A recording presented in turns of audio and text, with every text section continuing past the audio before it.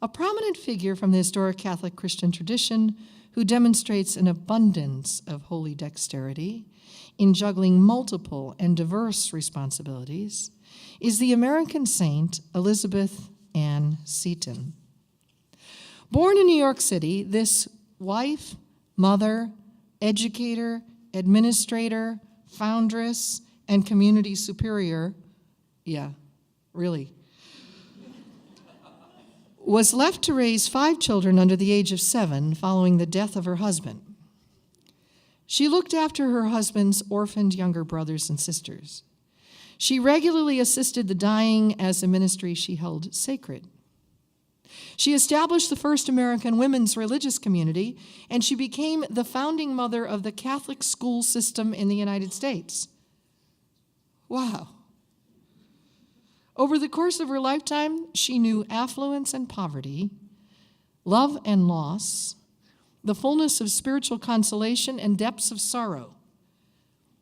Faced with great obstacles and dire hardships, she approached the challenges that beset her, and there were a lot of them, with creative fidelity, prayerfully reassessing her path at every crossroad, opting for what she deemed most practically wise.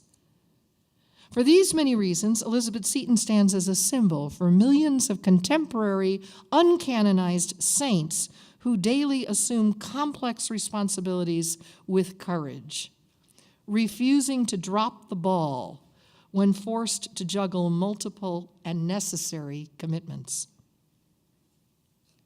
Seton's husband died when she was 29, leaving her to raise 3 daughters and 2 sons as a single mom. As a married woman inspired by the work of St. Vincent de Paul, she had organized a group of women who regularly visited the sick in their homes. Now, trying to support herself as a widow and her children, she turned her energies to teaching, deciding she would start a small school with 4 boarding students and her own 3 daughters. When Seton's husband had become seriously ill, the 2 went to Italy with their oldest daughter, hoping that maybe a warmer climate might help him to rally. Upon their arrival, however, they were held in quarantine, and her husband, William, died.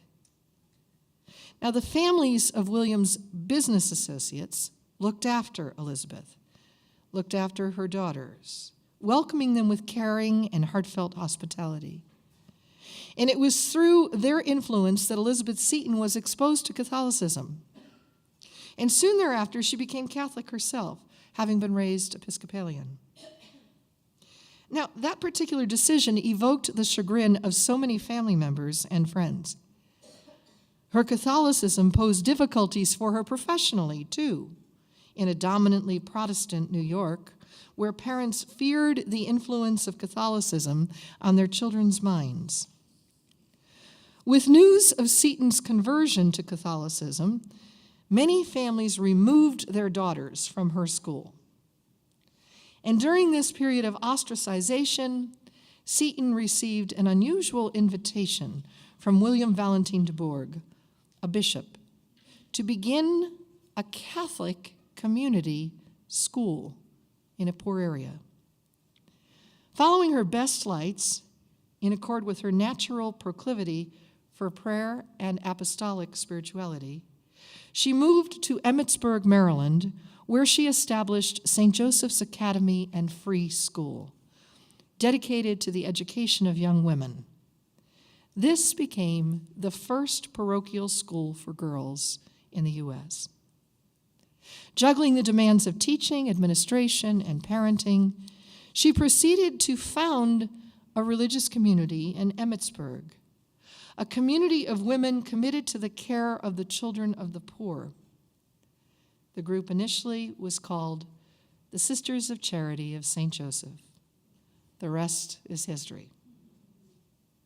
Over the years, Seton experienced bouts of poor personal health, troubling financial concerns.